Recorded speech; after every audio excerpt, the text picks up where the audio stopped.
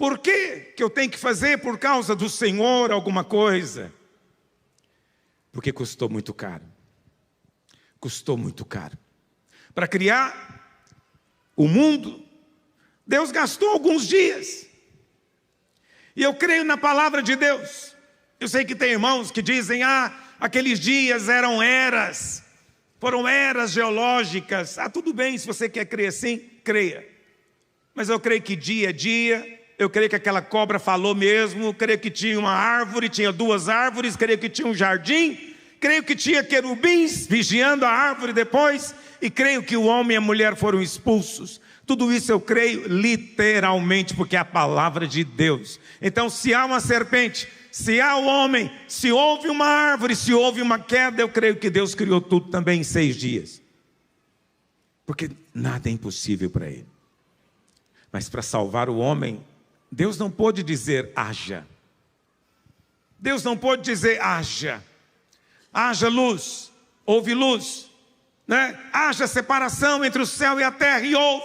Deus apenas falou, mas quando o homem cai, e eu recebo essa pergunta tão frequentemente no meu WhatsApp, pastor, se Deus sabia que o homem ia cair, por que que Deus colocou a árvore? Por que que Deus deixou? Deus tinha que ter impedido. Não, Deus não é como nós. Uma vez que Deus nos dá algo, Deus dá para valer. E Deus deu para o homem liberdade de escolha. Deus não queria um robô, está me ouvindo? Deus não queria um robô, um autômato que não tem escolha e que é obrigado a escolhê-lo constantemente. Não, Deus resolveu fazer o homem com liberdade de escolha, e Deus sabia que isso tinha um risco, porque Deus sabe todas as coisas, mas Deus fez dessa maneira. Infelizmente o homem usou dessa liberdade e traiu a Deus, escolheu o inimigo. Mas Deus amou tanto esse homem, e Deus então vira para a serpente e faz a primeira profecia, que é a base de todas as outras. O Senhor diz, olha, a mulher vai ter um filho. Esse filho, você vai ferir o calcanhar dele, mas esse filho vai esmagar a sua cabeça. Demoraram milhares de anos. Milhares de anos. Não foi 6 dias. Milhares de anos se passaram. Deus precisou de fazer aliança com um homem, Abraão, desse homem fazer uma nação. Para essa nação ele vem e se revela, ele conta a respeito de si mesmo, do seu propósito, da origem de tudo e do final. São os oráculos de Deus, são confiados a este povo. Este povo é perseguido desde sempre, tentaram destruí-los e matá-los, mas não é por causa deles, é por causa do filho que viria da mulher. Até hoje querem destruí-los, mas não é por causa deles, é porque ele virá nas nuvens. Mas ele já não virá por nós, porque por nós ele já veio. Nós é que iremos a ele. Mas quando ele vier nas nuvens, ele virá lá em Jerusalém, porque ele é o rei, e ele virá para reinar como o rei que é, e nós viremos junto com ele. Milhares de anos se passam. Finalmente, a Bíblia fala na plenitude dos tempos, Deus encontra uma mulher, a virgem, e Deus então se faz homem no útero dessa virgem. Não houve participação humana, foi obra divina. Ela é virgem, e a virgem então agora vai conceber. Olha o trabalho que está dando, filho, é muito trabalho. Deus agora, é porque você não tem noção quem é Deus, eu também não tenho, eu não culpo você não. Eu não tenho uma ideia, nem um vislumbre de como é Deus, do tamanho de Deus. Eu só sei que Ele sustenta galáxias e estrelas na palma da sua mão. Não sou capaz de entender isso, mas esse Deus se encolheu tanto que tornou-se apenas um óvulo fecundado no útero de uma mulher. Depois tornou-se um embrião, depois tornou-se um feto que nasceu e tornou-se um bebê. Ele é muito humilde, é um Deus que é manso e humilde. Ele se torna um bebê indefeso, mas sempre tem um religioso para dizer, ele é fogo consumidor, ele vai te pegar, Sempre tem um religioso para te ameaçar com Deus. Mas esse Deus que dizem ser tão ameaçador, virou um bebê indefeso no braço de uma virgem, provavelmente com 18, 19 anos de idade, lá no interior de Israel. Pobre, podia escolher onde nascer, podia escolher um palácio, nasceu pobre, filho de um casal pobre. Eu sei que os magos trouxeram ouro depois para ele, mas Maria e José ofereceram um pombinho, uma rola, quando ele nasceu. Essa era a oferta dos pobres, que não tinham nada. Ele escolheu. Você não escolheu seu pai e sua mãe, você não escolheu onde nascer, ele não. Foi escolhido, planejado, porque nos amou. No seu nascimento não se achou lugar para ele, diz a Bíblia. Em Belém não tinha lugar para ele. Presta atenção, não é que não tinha vaga nos quartos das estalagens, tinha vaga, mas diz a Bíblia que não se achou lugar para ele, porque foi rejeitado. Olha o trabalho que está dando.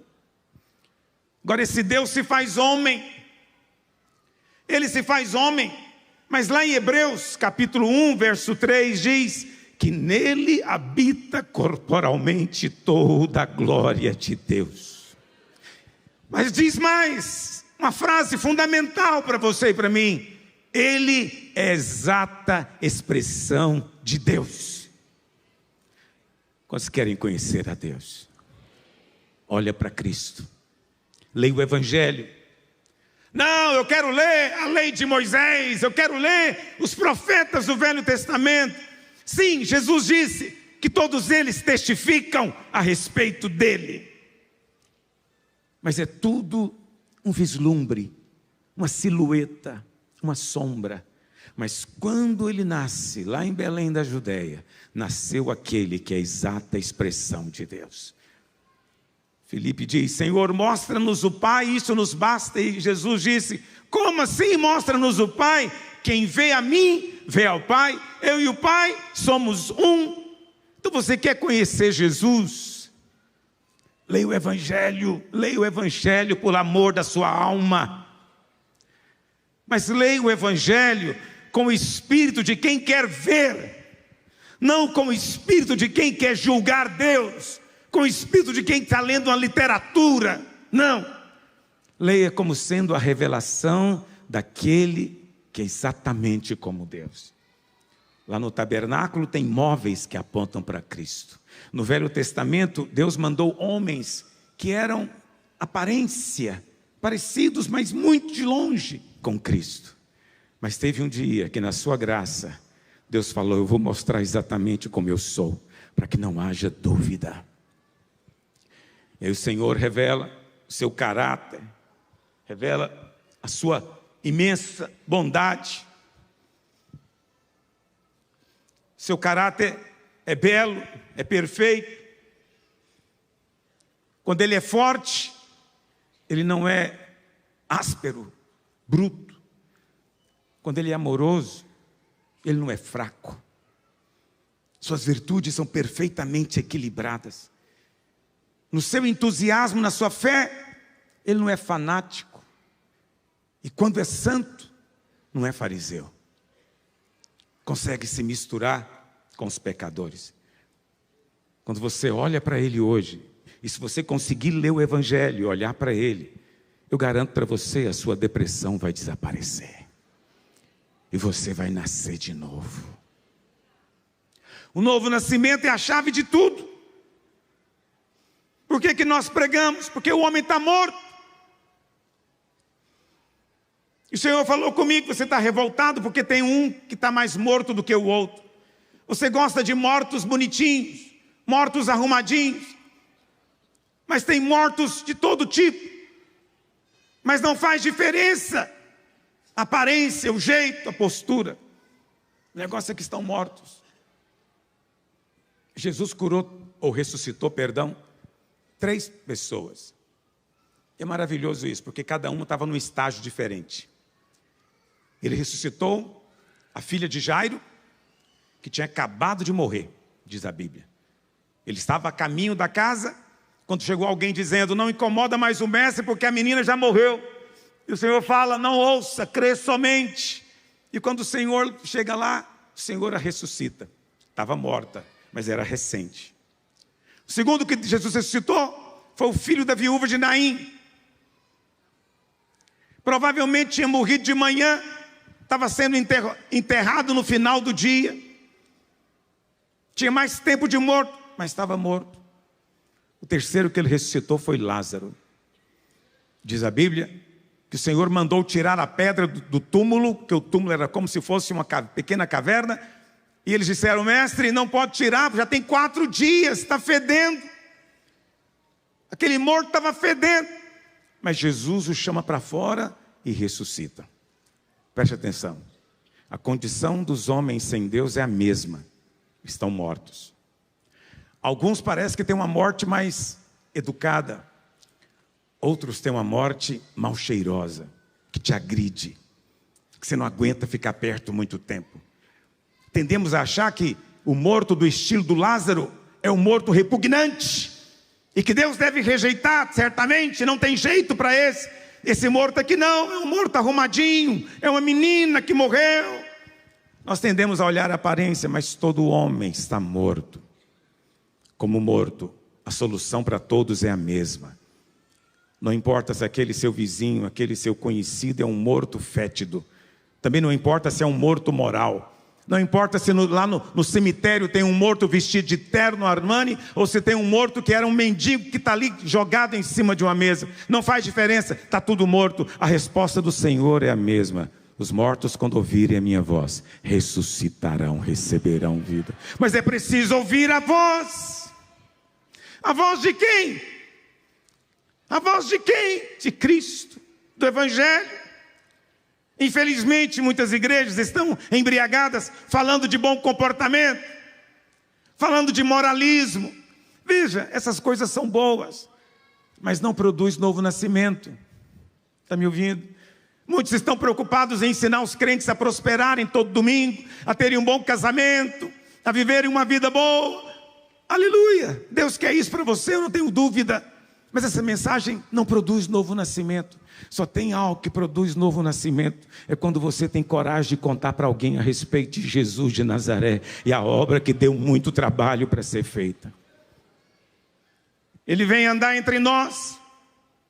E ele vem simplesmente ser visto, contemplado. E os discípulos dizem, nós vimos a sua glória.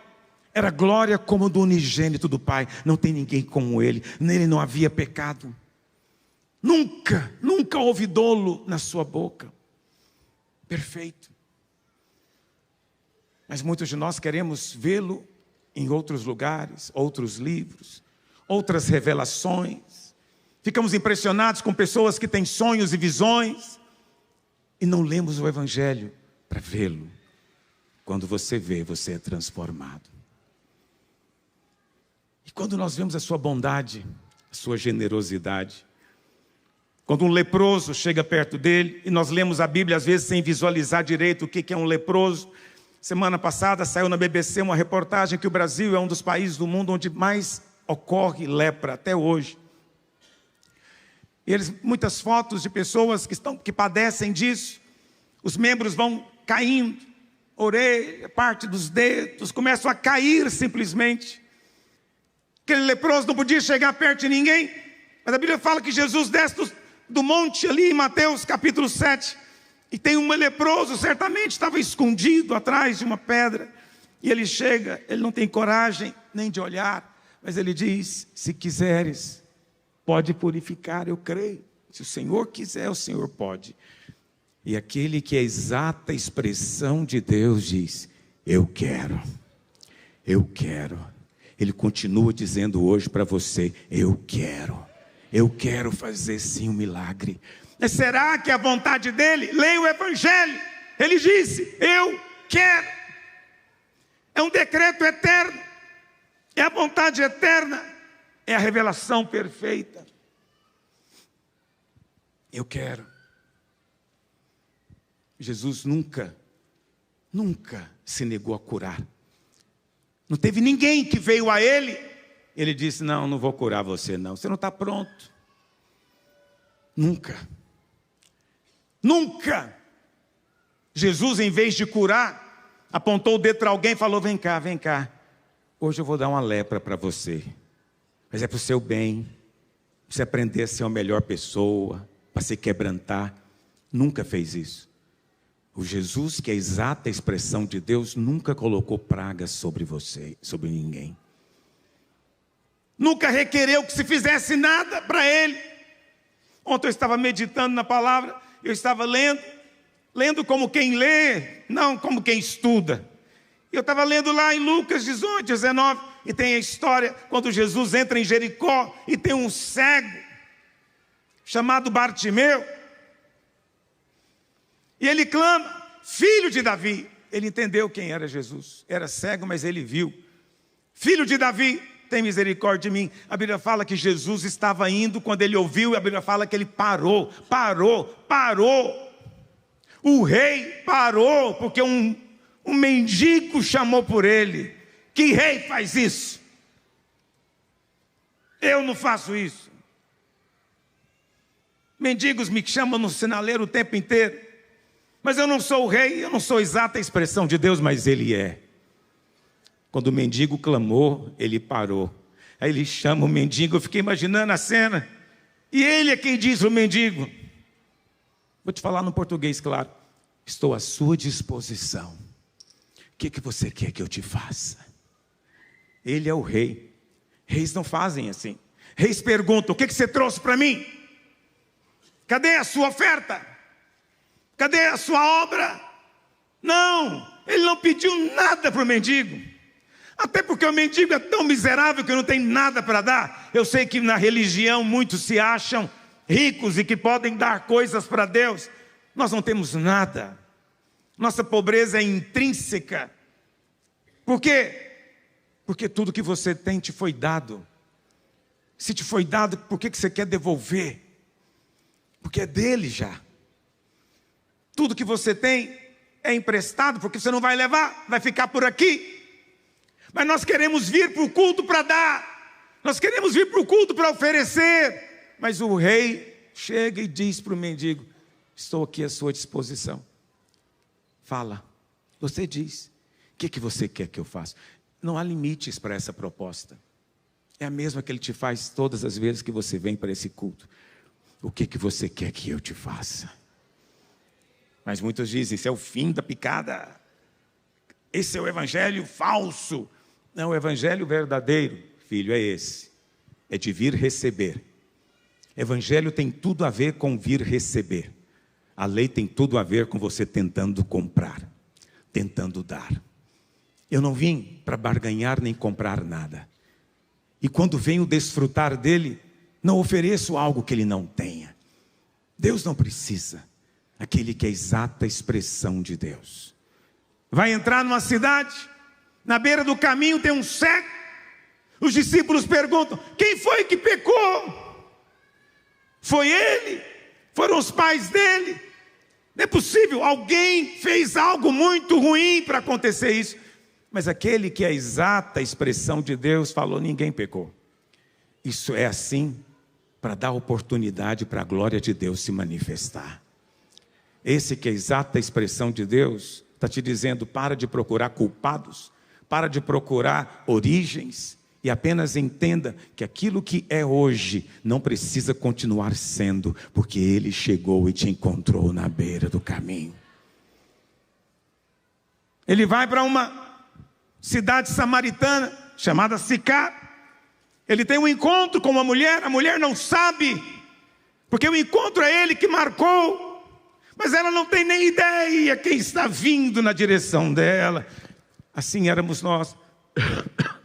E talvez é assim com você que está aqui, você não tinha nem ideia, mas alguém marcou um encontro com você. Alguém mirou você e veio te esperar na beira do poço. Isso aqui nada mais é do que um poço. Quando chega ali, a mulher vem para tirar a água, ele já está lá esperando por ela na beira do poço. Ele pede: dá-me de beber. A mulher fala: como é que você conversa comigo? Como que você conversa comigo? Eu fico pensando hoje, se Jesus vem conversar com o imoral, o rejeitado, aquele que nós consideramos o pior da sociedade. Eu imagino que ele falaria o mesmo: o Senhor vem conversar comigo? O Senhor não é evangélico? Como é que o Senhor conversa comigo? Não sei se você está entendendo o que eu estou dizendo. Nós precisamos de gente que converse com quem não dá para conversar. E o Senhor disse: se soubesse quem é o que está te pedindo água, você que pediria para ele. O Senhor não quer água, o Senhor veio para oferecer água. Até parece que ele está com sede, mas quem está com sede na verdade é ela. E o Senhor diz: se você pedisse, ele te daria água viva. E ela: então me dá, Senhor. É isso que o Senhor quer. Então me dá, eu quero. Vai lá na sua casa, traz seu marido. Claro que ele sabia quem ela era. E ela falou: não tem marido. O Senhor disse: você falou a verdade, porque você já teve 5. E esse 6º que você tem, nem marido é, você é amaziada. Mas agora chegou o 7º. O 7º é o perfeito. E quando você me encontrar, você não vai ter mais sede de casar. Porque eu sou a fonte da água da vida. Ele é a exata expressão. Olha o trabalho que deu. No dia em que o homem caiu, ele começou a esquecer-se de Deus. Quando Jesus veio, ninguém mais sabia como era Deus. Precisou de Jesus vir, aleluia, porque ele veio. É muita graça, é muita bondade. E ele vem e expressa. Então ele está te contando quem ele é hoje, porque ele é o mesmo ontem, hoje e eternamente. Você está me ouvindo? Quando você lê ele no Evangelho, conversando com uma mulher imoral, ele poderia estar conversando com um travesti imoral, poderia estar conversando com um homem adúltero, imoral, poderia estar conversando com qualquer um do mesmo jeito. Se você soubesse quem é o que está te falando, você pedia para ele, ele não ia te negar, porque é a exata expressão de Deus. Quem é o Deus que você adora? Qual é a imagem no seu coração de Deus? É a de Jesus de Nazaré? Qualquer outra imagem que você tiver é um ídolo, quebra ele, joga fora, é idolatria, é mentira. A única imagem verdadeira é essa que eu estou te contando, porque está no Evangelho. Porque Ele nos ama. A única coisa que o Senhor requer é a fé. O Senhor nunca disse para uma pessoa: ó homem de pequena obediência, ó homem de pequeno sacrifício, ó homem de pequena oferta. Nunca teve essa conversa. Porque não é isso que o Senhor está olhando. O Senhor está olhando apenas a fé. Fé não é obra. Fé é olhar para a serpente de bronze e crer que o veneno vai sair de você só porque olhou. Hoje eu quero te convidar para essa imagem entrar no seu coração. Se você conseguir vê-la, se o seu coração for tocado por ela, preste atenção, toda amarra, toda cadeia do diabo é quebrada na sua vida.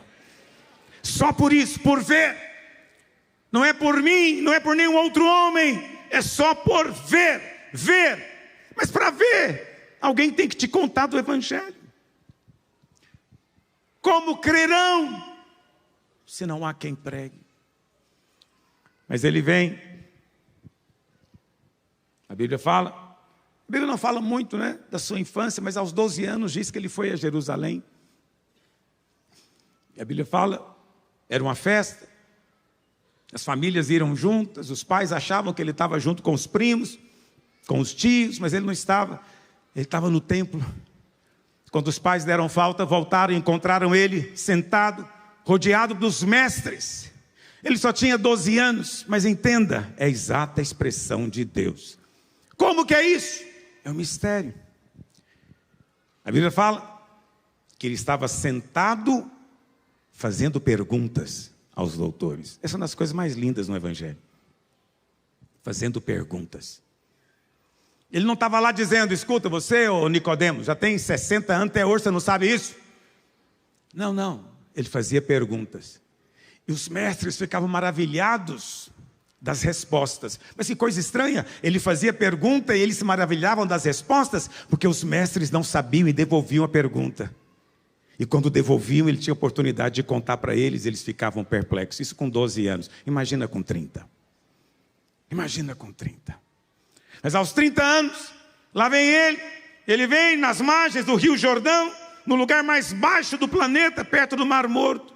João Batista, seu primo, que já o conhecia, sabia muito bem, nele não há pecado. Olha para ele e faz a proclamação. Finalmente chegou o Cordeiro definitivo. Não vamos ter mais que imolar cordeiro todo dia no templo. Esse é o Cordeiro de Deus que tira definitivamente o pecado do mundo. Esse Cordeiro já tirou o pecado da sua vida no dia em que você creu. Quantos estão comigo hoje? Me desculpe se hoje eu estou fazendo um sermão sem pontos. Deus sabe todas as coisas, olha para cá. Ali ele começa seu ministério. Aquele que é santo, vem para ser amigo dos pecadores. Os pecadores sentem a vontade perto dele. Pecadores sentem a vontade perto de mim? Não sentem. Acho que nem os irmãos sentem a vontade perto de mim. Mas eu falo, meu Deus, eu preciso parecer com aquele que é. Mas os pecadores ficavam à vontade perto dele. Convidavam ele para festas. Jesus comia com pecadores. Comia com pecadores. Mas também aceitava convites dos fariseus. Ele ia comer com fariseus porque o amor dele não tem fronteiras, não tem limites. E ele começa a ensinar, mas o seu ensino confronta a religião. Ele diz, aprendam de mim que sou manso e humilde. Venha a mim se você está cansado de religião, cansado de jugo. Venha a mim. Para os pecadores, sempre uma palavra de afeto. Jesus nunca falou uma palavra dura para um pecador.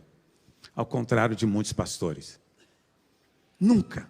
As palavras mais duras dele foram reservadas para os religiosos. E lembra disso. Quem o matou não foram os romanos. Quem o matou não foram os judeus. Quem o matou foi a religião. Está me ouvindo? A religião. Porque a presença de Cristo subverte qualquer sistema que é criado para, de alguma maneira, ter vantagens das pessoas. Isso é religião. Isso é religião. Andou entre homens feridos, curou a todos, consolou a todos. Mas diz a Bíblia que já na última semana, nos últimos dias, no dia da ceia, quando ele vai fazer a nova aliança, acontece algo inimaginável. Ele chama os seus discípulos para o cenáculo. Quando chega ali, os discípulos se esqueceram de organizar para ver quem iria lavar os pés e as mãos, para poderem participar da mesa. Porque um judeu jamais entrava no recinto sem se purificar. Não tinha ninguém. Jesus, vendo que eles estavam discutindo para saber quem é que ia fazer isso, o Senhor pega um lençol, um avental, coloca sobre si. Presta atenção, é Deus, é Deus. Você está me ouvindo? É Deus. É que você está acostumado a ler a história, você fica pensando que Jesus é igual Moisés, igual Elias. Não é. Este é o meu filho amado, em quem tenho todo o meu prazer. Este que é Deus, colocou um avental para servir. Essa é a cena mais improvável, absurda e escandalosa do Evangelho. Ele se ajoelha diante dos próprios discípulos para servi-los. Porque ele disse, o Filho do Homem não veio para ser servido. Como assim? É Deus? Como assim? É a exata expressão de Deus? Mas não vim para ser servido, eu vim para servir. Eu vim para servir e dar a minha vida em resgate de muitos. Eu quero dizer que Ele é o mesmo ontem, hoje e eternamente. Ele está aqui hoje com um avental também. Ele está aqui para te servir. Essa é uma mensagem louca. É muito louco isso. Um religioso me ouve dizendo isso, fica arrepiado no banco. Que absurdo. Eu vim aqui para servir a Deus, e agora ele me diz que Deus quer me servir. Mas não sou eu que estou dizendo, é o Evangelho que está dizendo. Ele quer te servir como? Porque você não pode se mudar, Ele muda você.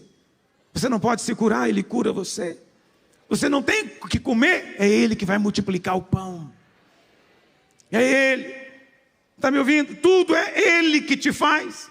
Ele vem e te serve. Feliz é aquele que aceita ser servido pelo Deus Todo-Poderoso.